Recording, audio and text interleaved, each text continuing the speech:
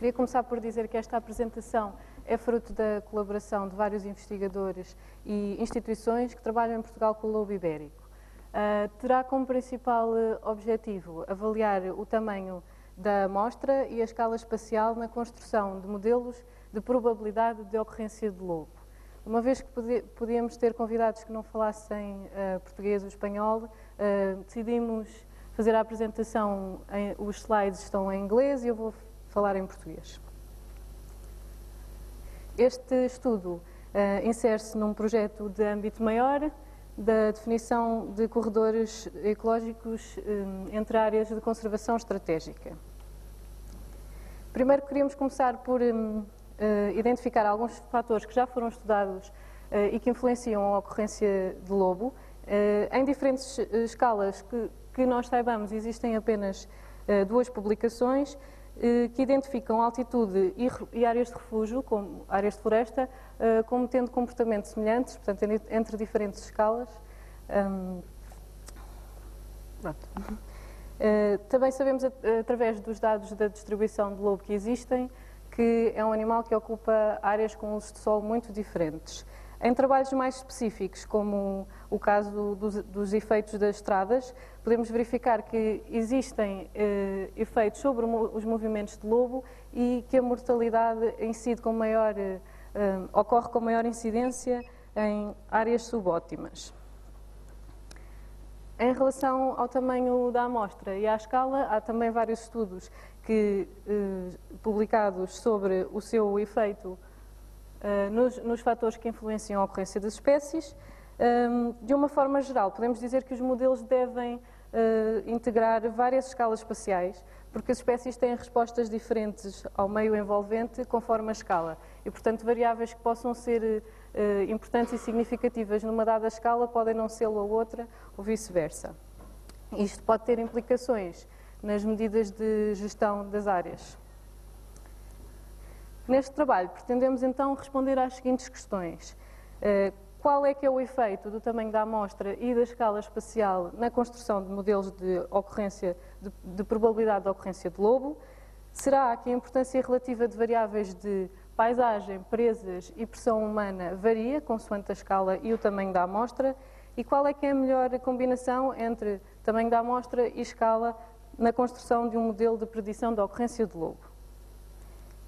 Neste caso, o objetivo foi então criar 3 modelos de probabilidade de ocorrência de lobo com 3 escalas e amostras diferentes. Numa primeira escala de 100 por 100 metros, com cerca de 100 presenças de lobo, numa quadrícula de 2 por 2 km, cerca de 300 presenças, e a 10 por 10 km, com cerca de 1000 presenças. Aqui mostramos os dados utilizados. Na escala de 100 por 100 metros, temos cerca de 94 localizações de lobo, confirmadas, fiáveis, dos últimos 10 anos. Na quadrícula de 2 por 2 km, utilizámos 318 quadrículas a norte e sul do Rio Douro, e também com dados de lobo fiáveis dos últimos 10 anos. A 10 por 10, utilizámos a distribuição contínua de lobo do noroeste da Península Ibérica, com dados de dos censos de lobo de Portugal e do Atlas de Espanha, que, no entanto, não são dados tão fiáveis porque carecem de confirmação com análise genética dos dejetos de lobo encontrados. No que diz respeito às variáveis, dividimos-las em 3 grupos. Portanto, primeiro as variáveis de paisagem, em que incluímos altitude, áreas abertas e área de floresta. E aqui queríamos aproveitar para salientar que testámos outras classes de uso do solo e outras variáveis, como por exemplo a rugosidade, que não foram incluídas no modelo ou porque não eram significativas para a construção do modelo ou porque estavam correlacionadas umas com as outras. Depois, nas presas, utilizámos os dados das principais presas domésticas através dos censos de Espanha e de Portugal, e a pressão humana expressa pela densidade de estradas ou distanciais de estradas e a densidade populacional humana. Na análise estatística, utilizámos 2 modelos diferentes. A 100 por 100 metros, utilizámos o modelo da máxima entropia, com o software Maxent, que utiliza apenas dados de presença e é um modelo que tem obtido muito bons resultados apenas com dados de presença e mesmo com poucos dados de presença. Para as quadrículas 2x2 e 10x10, corremos modelos lineares generalizados, com uma distribuição binomial. Portanto, neste caso, utilizamos dados de presença e de ausência, 80% dos quais foram utilizados para a construção do modelo e outros 20% para a validação. Neste caso, a 2x2 km, 318 quadrículas para a construção e 80 para a validação. As ausências foram selecionadas em zonas fora da área de distribuição conhecida do lobo, tendo-se aplicado um buffer de 100 km a partir dessa área. Isto porque nós queremos perceber porque é que existe lobo numa determinada área, mas não existe em áreas próximas. No 10x10 a metodologia foi a mesma e os modelos foram selecionados de acordo com o critério de ACAIC, que é uma medida da qualidade de ajustamento do modelo. Neste caso, quanto menor o valor da AIC, melhor o modelo. Os melhores modelos que obtivemos para cada escala e amostra mostram que é o modelo de 2x2 km com 318 quadrículas, aquele que tem uns melhores resultados em termos de discriminação de presenças e ausências, de classificação correta de presenças geral e de validação com novos dados. O pior modelo foi o de 10x10 km, mas ainda assim todos os modelos tiveram um bom comportamento. Nos modelos de 2x2 e 10x10, como já disse, houve uma seleção de acordo com o critério de AIC. No modelo de 100%, todas as variáveis foram utilizadas e estas percentagens correspondem à contribuição de cada uma para a construção do modelo. Nos outros dois, testámos ainda funções quadráticas, por exemplo, a altitude mais altitude ao quadrado provou ser mais significativa para o modelo do que a altitude isolada. Portanto, foi essa que utilizámos, e o mesmo para as outras variáveis. Os gráficos seguintes mostram a relação de cada variável com a probabilidade de ocorrência de lobo. Portanto, podemos verificar que tanto as áreas abertas como áreas de floresta são importantes para o lobo. E, por exemplo, áreas de floresta apenas parecem não ser tão atrativas, ou seja, é importante que haja uma complementaridade entre áreas abertas e de floresta, nomeadamente para o lobo poder satisfazer necessidades de caça e refúgio. A altitude apresenta um comportamento semelhante nas três escalas e não tem uma relação linear e positiva com o lobo. Em relação às presas, o gado bovino apresenta uma relação bastante semelhante nas três escalas. Surpreendentemente, o gado caprino parece não ter influência na ocorrência de lobo à escala de 2x2 km, mas elevadas densidades de gado caprino estão negativamente correlacionadas com a presença de lobo nas outras escalas. O gado ovino apresenta uma resposta semelhante nos modelos de 100% e de 2x2 km e na de 10x10 parece apresentar uma relação bastante positiva com a ocorrência de lobo. Isto pode ser explicado pelo facto de a área de distribuição que nós utilizamos, portanto a nossa amostra, nesse local existem grandes explorações de gado ovino que podem estar a influenciar estes resultados nesta escala, mas não é visível nas outras duas. Como é de esperar, há uma relação negativa entre a pressão humana e a ocorrência de lobo.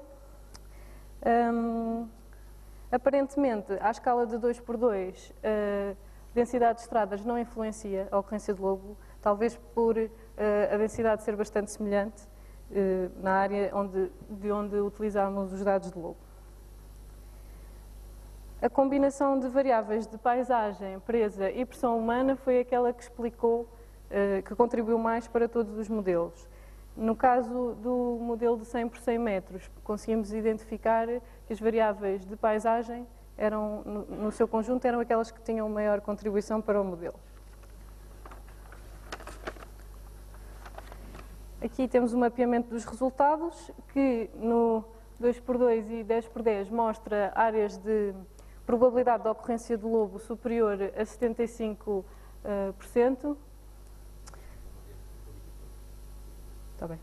No modelo de 90% de 100 por 100 metros, o ponto de corte utilizado é aquele que classifica corretamente 90% da amostra e podemos ver, por exemplo, no 2x2 que existem áreas que atualmente não estão ocupadas pelo lobo, mas que segundo o nosso modelo seriam boas áreas, ou áreas com probabilidade de ocorrência de lobo. Teríamos que tentar perceber porque é que o lobo não ocorre nessas áreas, se por questões de relação com o homem ou questões de relação de gestão de áreas florestais ou manejo do gado. Quando comparamos os modelos com os dados de cada escala, verificamos que o modelo 2x2 é o que tem maior poder de extrapolação. O de 10x10 é o que tem menor poder de extrapolação e o de 100 por 100, apesar de ter um bom poder de extrapolação para o país, já a escala da Península Ibérica já perde precisão, tendo classificado apenas 62% das áreas corretamente. Podemos então assim dizer que precisamos de ter uma amostra com uma elevada variabilidade de zonas, que é o caso da 2x2, mas com uma boa resolução, o máximo possível, para termos um modelo que mais se aproxime da realidade. Se estivéssemos a trabalhar com uma espécie especialista, talvez os resultados fossem mais semelhantes entre escalas do que com o lobo, uma espécie generalista. As nossas conclusões foram então a uma escala local, portanto 100 por 100 metros, uma alta resolução e uma amostra relativamente pequena, produz-se um bom modelo, mas com fraca capacidade de extrapolação, ou pelo menos neste caso, para o país boa, mas fraca já ao nível da Península Ibérica. Numa escala regional de 2 por 2 km, com uma resolução média, mas com uma amostra maior e com maior variabilidade espacial, produziu-se um bom modelo e aquele que teve a maior capacidade de extrapolação. Na escala da Península Ibérica, a baixa resolução espacial, embora com a amostra maior, produziu o modelo menos forte, com menor capacidade de extrapolação. Tentando então responder às questões. Foi a combinação dos três tipos de variáveis aquela que melhor explica os modelos. As variáveis de paisagem têm maior contribuição para o modelo, nomeadamente na escala local, e a relação de algumas variáveis com a ocorrência de lobo varia consoante a escala, nomeadamente a densidade de estradas e de gado ovino. O ideal é, portanto, ter então uma amostra que compreenda todos os locais utilizados pelo lobo ibérico, mas com a máxima resolução espacial possível. A mensagem que queremos deixar é que a cooperação entre grupos de investigação de Portugal e de Espanha, com a excedência de dados de alta resolução espacial, é crucial para avaliar as preferências reais da espécie e, portanto, definir estratégias de conservação mais adequadas para o lobo. Nos próximos passos deste trabalho seriam tentar avaliar em separado o efeito da escala e do tamanho da amostra, na qualidade dos modelos, e incluir dados de criação e de mortalidade para melhorar a qualidade dos modelos. Este estudo foi realizado no âmbito de um projeto financiado pelo Ministério da Ciência e contou com a colaboração de várias instituições de Portugal que trabalham atualmente com o lobo e que forneceram dados de lobo, às quais queríamos desde já agradecer a disponibilidade que tiveram em trabalhar connosco. Obrigada pela vossa atenção.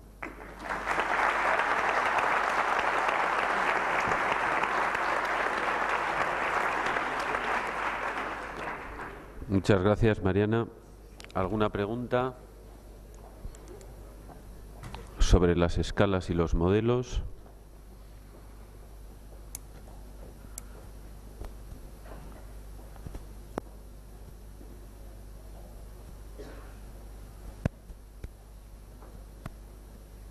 ¿Hay alguna pregunta? Sí. Olá. Antes de tudo, parabéns pelo trabalho, está muito bem feito, interessante. Obrigada. Mas duas perguntas. Uma, como escolheste as variáveis? São critérios biológicos ou estatísticos? Segundo, se avaliaste de alguma maneira a autocorrelação espacial entre as quadrículas? Sim, as variáveis foram escolhidas, eu estou numa equipa com muitos biólogos e foram escolhidas por critérios biológicos, sim. Em relação à autocorrelação na amostra, nós não Não tivemos em atenção isso porque nós queríamos, portanto, ao aplicar aquele buffer, nós não queríamos ter quadrículas, por exemplo, da ausência muito longe umas das outras, porque aí estaríamos a incluir uma nova variável, que seria a distância no espaço. Pronto, pode ser talvez um aspecto a melhorar, fica mais para a frente. ¿Alguna otra pregunta?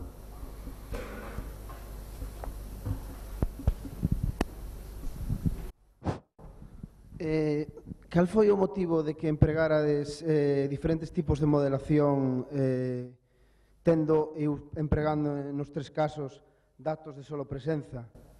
Sim, porque na escala de maior resolução espacial, portanto 100 por 100 metros, nós tínhamos poucos dados de presença e para além do Maxent, do modelo da máxima entropia, trabalhar melhor com poucos dados do que os modelos GLMs, também era mais difícil definir ausências naquela área, porque era mais restrita, portanto não corríamos o risco de ter pseudo-ausências. Pero entón, por que non empregachedes, por exemplo, Maxent en todos os modelos? É dicir, o outro xa me dis tal, pero se estades defendendo unha escala máis baixa, un tipo de modelación con menos datos, cando tes máis datos, non mellora sustancialmente, pero non sería máis correcto a comparación ao mesmo nivel?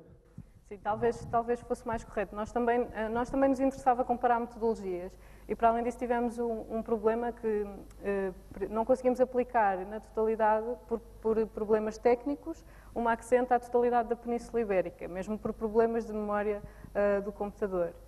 E, portanto, logo aí o estudo estaria comprometido. De qualquer das formas, também queríamos comparar mesmo as duas metodologias. ¿Alguna pregunta más? ¿No hay más preguntas? Bueno, parece que no. Muchas gracias, Mariana.